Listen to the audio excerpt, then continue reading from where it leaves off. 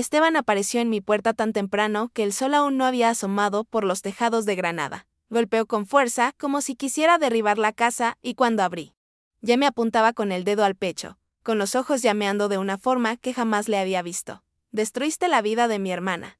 Y ahora yo voy a destruir la tuya, dijo, conteniendo la respiración. El impacto fue tremendo.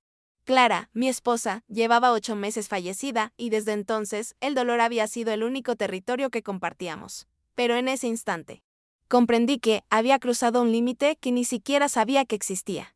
Levantó un viejo cuaderno marrón con manchas de humedad en los bordes. ¿Reconoces esto? Aquel objeto parecía transportar algo pesado, casi peligroso. No respondí. Se rió, pero no era burla, sino ira mezclada con ganas de ajustar cuentas. Es su diario. Y ni siquiera mereces tocarlo. Me quedé paralizada. Clara siempre decía que no escribía nada porque tenía miedo de dejar huellas emocionales. Siempre bromeaba diciendo que prefería tener la mente libre y la casa sin papeles. Entonces, ¿qué demonios era ese diario? ¿Por qué aparecía ahora? ¿Y por qué estaba en manos de Esteban? Antes de que pudiera preguntar nada, abrió una página por la mitad y me la acercó. La letra era redonda, suave, muy parecida a la de Clara. Demasiado parecida. Solo leí una línea, me da miedo estar a solas con él. Me aferré al marco de la puerta para no caerme. ¿Crees que fui yo? Murmuré. Esteban cerró el diario de golpe. No necesito buscarlo. Ella lo escribió, dio la espalda y bajó los escalones como si estuviera pronunciando una sentencia. Pero algo no cuadraba. Su actitud era demasiado rígida, demasiado ensayada. Parecía no solo dolor, sino una convicción forzada. Como si alguien hubiera alimentado esa acusación milímetro a milímetro. Cerré la puerta despacio y me quedé en el pasillo oscuro, sintiendo cómo se me cortaba la respiración. Clara nunca escribía nada. Nunca. Lo sabía mejor que nadie. Era impulsiva. Decía lo que pensaba al instante, lloraba al instante, se enfadaba al instante, pero plasmar sus sentimientos en una libreta? Imposible. ¿De dónde salió ese diario? La duda abrió la puerta a otra pregunta que nunca se me había ocurrido: ¿quién más tendría interés en convertir su memoria en un arma? Encendí la luz del salón y todo pareció más pequeño, sofocante. Me senté en el sofá con un fuerte dolor de cabeza, intentando recordar algo que explicara aquel objeto. No recordaba nada. Solo destellos de la última semana de Clara. El nerviosismo, los extraños silencios. La forma en que escondía el móvil cuando Esteban llamaba. Había algo que no había visto. Algo que ella intentó decir que no escuché. Fui a la cocina y pasé la mano por las cajas que aún no me había atrevido a abrir desde que se fue. Debajo de una de ellas encontré un sobre delgado, sin sello, sin nombre. Como si lo hubieran dejado allí en plena noche. Dentro, una sola foto, Clara sentada en la playa de Motril, sonriendo, con el pelo alborotado por el viento. Detrás de ella, ligeramente desenfocado, Esteban. Y en el reverso, escrito con la misma caligrafía que el diario. Él lo sabe. Un escalofrío me recorrió la espalda. No tenía sentido. Su letra nunca tenía ese trazo final curvo. Él nunca escribía esa E alargada. Era similar, sí, pero como una imitación hecha por alguien que había estudiado cada detalle para engañar. Tiré la foto sobre la mesa. Pero rebotó hacia mí como si quisiera que la mirara. Porque allí había algo más que una acusación. Había una farsa. Una trama urdida para convertirse en prueba. El timbre volvió a sonar. El sonido resonó por toda la casa como una advertencia. Abrí la puerta, esperando ver a Esteban, pero era Andrés, mi vecino del segundo piso. Llevaba una cajita. Javier, esto estaba en mi felpudo. Creo que es tuyo. La caja, ligera y envuelta con una cinta roja, parecía un regalo, pero su peso era desigual. Como si contuviera algo irregular y frágil. Al abrirla, encontré otra página rota, esta vez con manchas de tinta corrida, y una frase corta: ¿sabes lo que hiciste? Toma Oar. Alguien intentaba hundirme. Y ahora no era solo Esteban. Había otra mano detrás. Alguien que conocía la letra de Clara lo suficientemente bien como para imitarla. Alguien con acceso a nuestras cosas. Alguien que quería que Esteban se volviera contra mí. Con todas sus fuerzas, miré hacia el pasillo vacío a través de la puerta entreabierta. Tuve la clara sensación de que alguien me observaba en silencio, esperando a que cayera la siguiente pieza. Y fue entonces cuando las piezas comenzaron a encajar. Aunque de forma incompleta, si el diario existió de verdad, si alguien lo contó, él lo había manipulado. Y si Esteban estaba tan seguro de la culpabilidad, entonces la verdad no estaba ahí. Fue la razón lo que le hizo creer tan fácilmente. Si esto ya te ha afectado, quédate conmigo, porque lo que vino después lo cambió todo. La noche cayó pesadamente sobre Granada, y la casa parecía más pequeña, torcida, como si cada pared hubiera oído las palabras de Esteban y ahora me mirara con recelo. Intenté dormir. Pero la frase del diario, me da miedo quedarme a solas con él, me resonaba en la cabeza como un eco atrapado en una habitación oscura. Clara jamás escribiría algo así, jamás. Y precisamente por ser tan absurdo, parecía tan meticulosamente planeado. Me levanté antes del amanecer y fui directamente a ver a la única persona que podía ayudarme a saber si ese diario era real o inventado, la profesora de literatura del instituto donde daba clases. Clara, la señora Valdés. Conocía la letra de Clara mejor que nadie. Le escribí un mensaje y aceptó reunirse conmigo en un pequeño café cerca de la Plaza Nueva antes de ir a trabajar. Cuando llegó, sus ojos amables examinaron la página que había fotografiado. Primero, una expresión neutra. Luego, arqueó una ceja. Señal de que algo allí le inquietaba. Su parece a ella, murmuró. Sentí una opresión en el pecho. Pero no lo es. La frase me impactó profundamente. ¿Cómo puedes saberlo?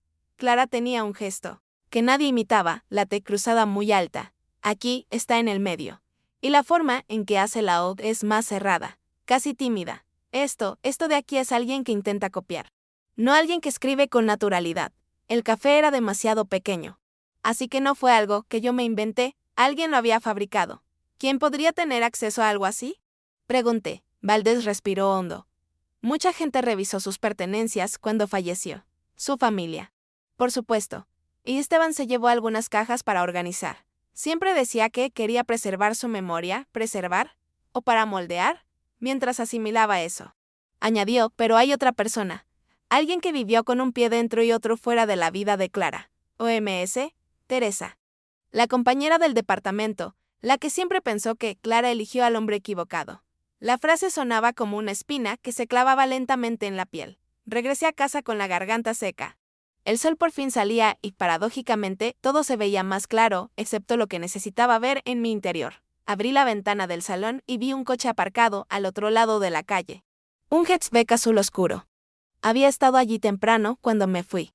Pero a esa hora había alguien en el asiento trasero, y la persona bajó la cabeza en cuanto se dio cuenta de que la había visto. Sentí un vuelco en el estómago, no era paranoia. Alguien me estaba siguiendo, el teléfono móvil vibró. Mensaje de Esteban, hoy, a las 7 de la tarde.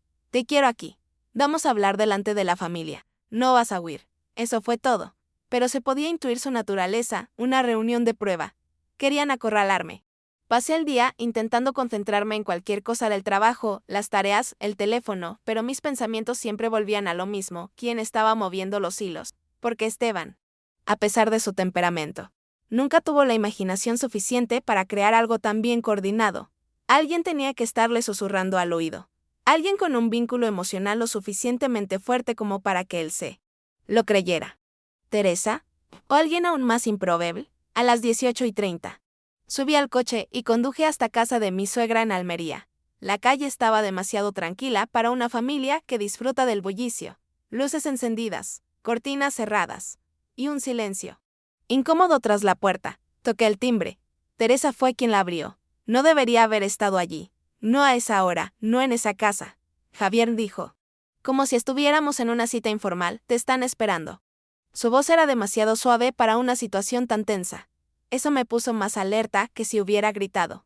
Cuando entré, todos estaban sentados en la sala. Mi suegra, 2 tías, estaban de pie. Con su diario en la mano, se asemejaba a un tribunal informal. De esos que condenan antes incluso de escuchar el caso. Por fin dijo. Ahora vas a responder. La suegra añadió, Clara intentó pedir ayuda. Y tú la ignoraste. Miré a todos. Pero mis ojos se detuvieron en Teresa. Apartó la mirada demasiado rápido. Este diario, comencé. No fue escrito por Clara, Esteban explotó, mentir. Llevé la página a alguien que reconoció su letra. No es suya. Su quedó paralizado un segundo. Solo un segundo. Pero suficiente para darse cuenta de que le había golpeado. Y fue en ese momento cuando la tía mayor, Mercedes, dijo algo que lo cambió todo, Esteban. Dijiste que Teresa encontró este diario entre las cosas de Clara. ¿Verdad? Los ojos de Teresa se abrieron ligeramente. ¿Acabo de organizar? ¿Lo organizó? Repetí, ¿o lo escribió? Un denso silencio se apoderó de la sala. Esteban tragó saliva con dificultad. Teresa jamás haría eso. ¿Sabes también lo que ella haría? Pregunté. Sin apartar la vista de ella. El rostro de Teresa se enrojeció, no sé si por ira o por miedo, antes de que nadie pudiera responder. La puerta de la cocina se cerró de golpe. Alguien estaba haciendo travesuras dentro. Y no fue ninguno de los que estaban en la habitación. La suegra se levantó lentamente. ¿Hay alguien ahí? Poco después se oyó el sonido del papel rasgándose. Sentí que mi cuerpo se enfriaba. Si hubiera más páginas, alguien estaba intentando destruirlas en ese preciso instante. Di un paso hacia la cocina. Cuando Esteban me agarró del brazo con fuerza, no entré solo. Pero la verdad era diferente, no quería que yo viera quién estaba dentro. Si entro, murmuré, tal vez la máscara caiga. Y el silencio que siguió confirmó mis temores, con cada segundo que pasaba. La sensación se intensificaba, el culpable no era quien parecía. Y el diario, quizás solo era una pequeña parte de algo mucho más grande. La cocina estaba en completo silencio, salvo por el seco sonido del papel al rasgarse. Podía oír cómo se rompía cada fibra, como si quienquiera que estuviera dentro quisiera asegurarse de que nada quedara intacto. Esteban aún me sujetaba el brazo con fuerza, pero en ese momento era él quien temblaba, y eso decía más que 1000 palabras. Suéltame, pedí sin alzar la voz. Dudó un segundo. Luego soltó mi brazo como si se hubiera quemado la mano. Caminé lentamente hacia la puerta de la cocina. Las luces estaban apagadas.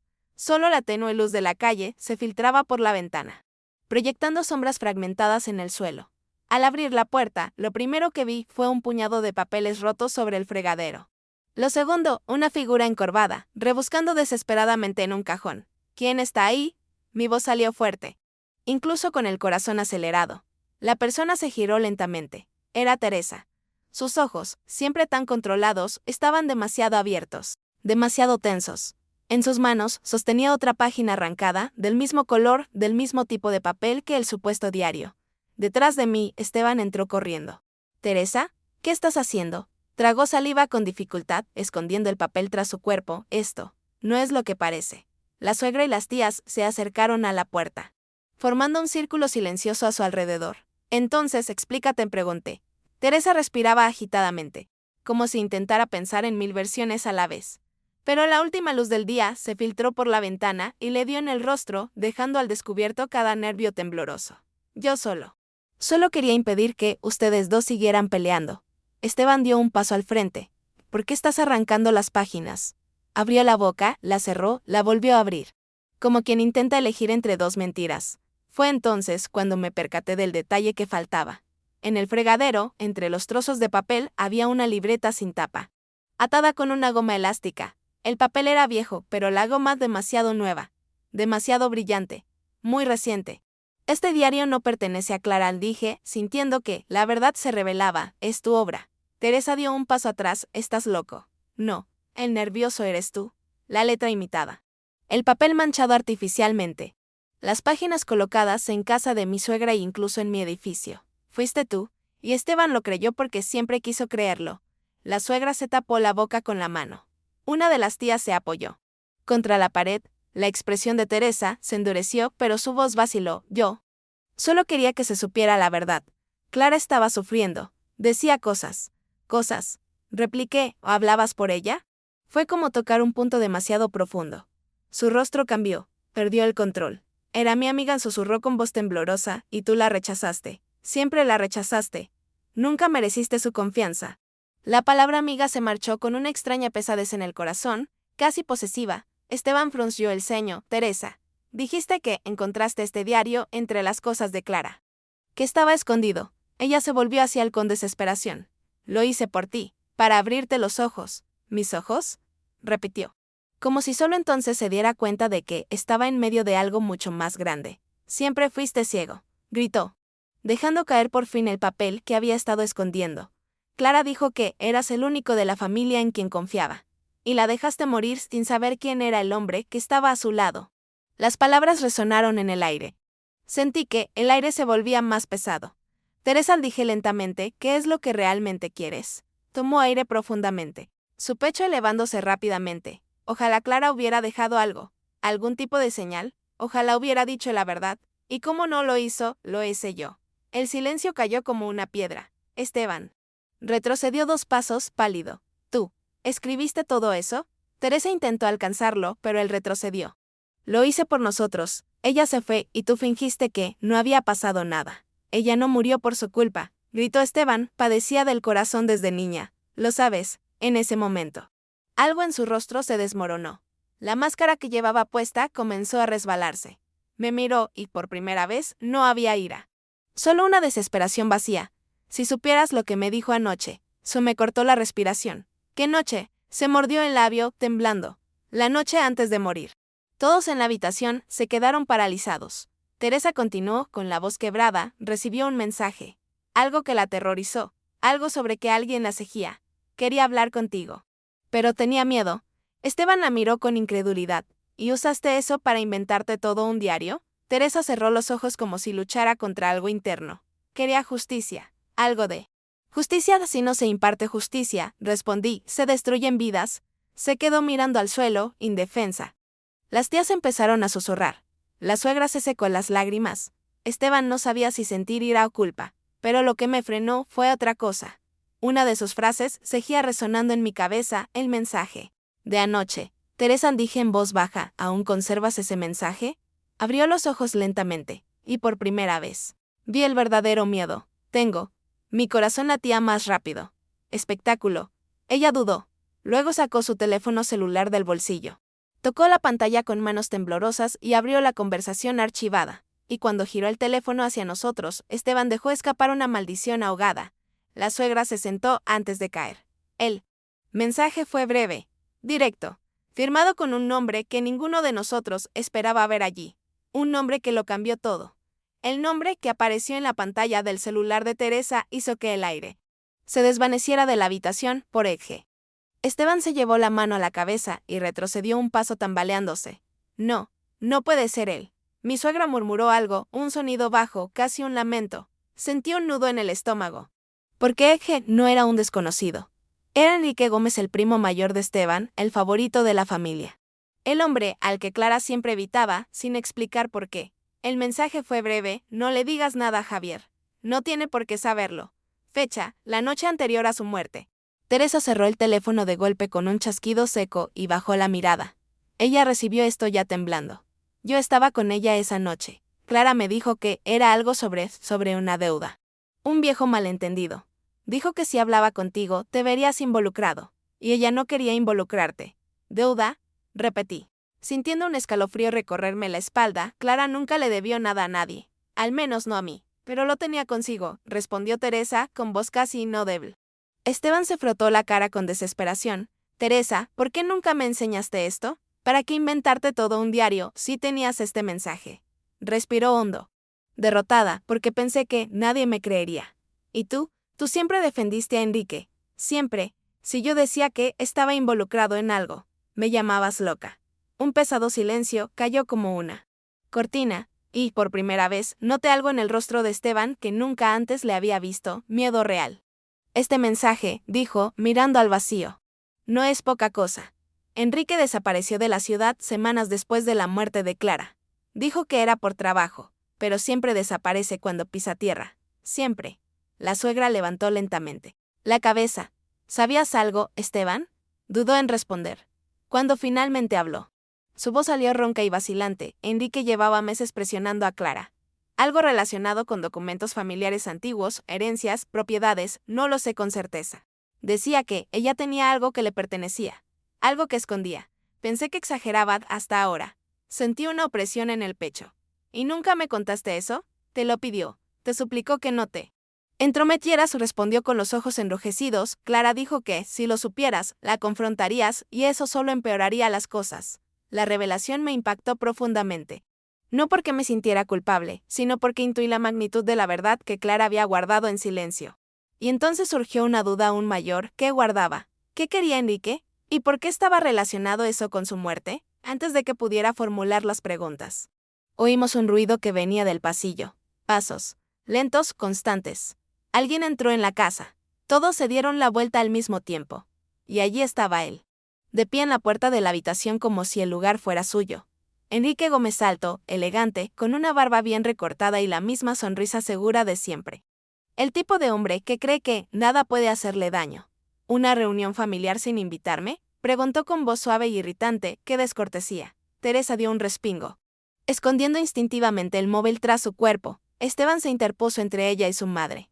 Yo permanecí inmóvil, pero la sangre me hervía. Enrique, dijo Esteban con tensión, ¿qué haces aquí? He venido a recuperar algo que me pertenece. La forma en que lo pronunció me pertenece me dio un escalofrío. Clara guardó esto para mí antes de morir. La habitación entera se quedó paralizada. Di un paso adelante. ¿De qué estás hablando? Me miró fijamente como si yo fuera irrelevante. No se trataba de ti, Javier. Nunca se trató de ti. Clara me debía algo, y ella lo sabía. La suegra lloró en silencio. ¿De qué estás hablando, Enrique? Lo ignoró. En cambio, su mirada se dirigió directamente a Teresa. Veo que encontraste el resto del diario. No deberías haberlo tocado. Supuso pálida. ¿Sabías lo del diario? Pregunté, haciendo reflexionar sobre cada palabra. Por supuesto, respondió con una leve sonrisa. Incluso le pedí que lo escribiera yo mismo. La frase impactó como un golpe. Teresa se llevó la mano a la boca de Esteban, maldijo entre dientes. Sentí temblar la tierra bajo mis pies. Clara escribió porque te tenía miedo, continuó, con voz firme a pesar del nudo en la garganta. Enrique ladeó la cabeza. Clara escribió porque yo necesitaba documentar ciertas cosas, para mantener la situación organizada. Esa pausa entre palabras fue peor que cualquier grito. ¿Y dónde está ese algo que viniste a buscar? Pregunté. Dio un paso hacia el interior de la habitación. Tenía una libreta azul, de tapa dura, una guardiana de secretos más valiosos que su propia vida. Ya sabes de qué hablo. Nadie respondió. Entonces sonrió. Si no lo sabes. Alguien aquí sí. Sus ojos se fijaron en Teresa, que temblaba, y fue entonces cuando lo comprendí. No se trató solo de manipulación. No se trataba solo de falsificación. Era miedo. Su miedo provenía de él. Y Clara también tenía ese miedo. Enrique dio otro paso. Teresa, entrégame el cuaderno. Cerró los ojos un instante, luego los abrió lentamente y me señaló. Está con Javier. La habitación estalló en llamas en un segundo. Esteban se volvió hacia mí conmocionado, sus tías murmuraron. Su suegra sollozó. Enrique, él solo sonrió. Una sonrisa que me advertía que acababa de arrastrarme al ojo del huracán. Entonces hablemos, Javier dijo, dando un paso al frente. Con voz baja y amenazante, porque sin esa libreta nadie de aquí sale. Y supe, en ese instante, que el derrumbe emocional no había hecho más que empezar.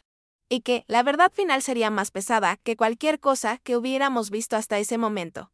Enrique dio otro paso hacia mí, y todos en la habitación contuvimos la respiración. No era solo su presencia física, era la certeza de que estaba acostumbrado a entrar en lugares.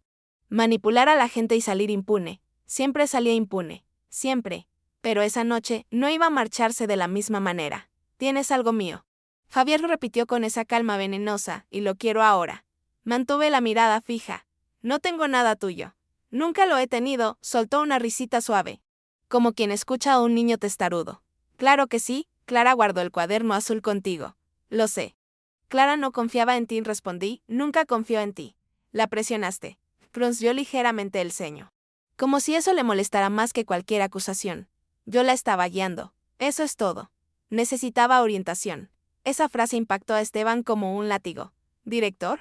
Llevas meses lambiéndole la cabeza. Sabes perfectamente lo que hiciste. Enrique levantó la mano para silenciar a su primo.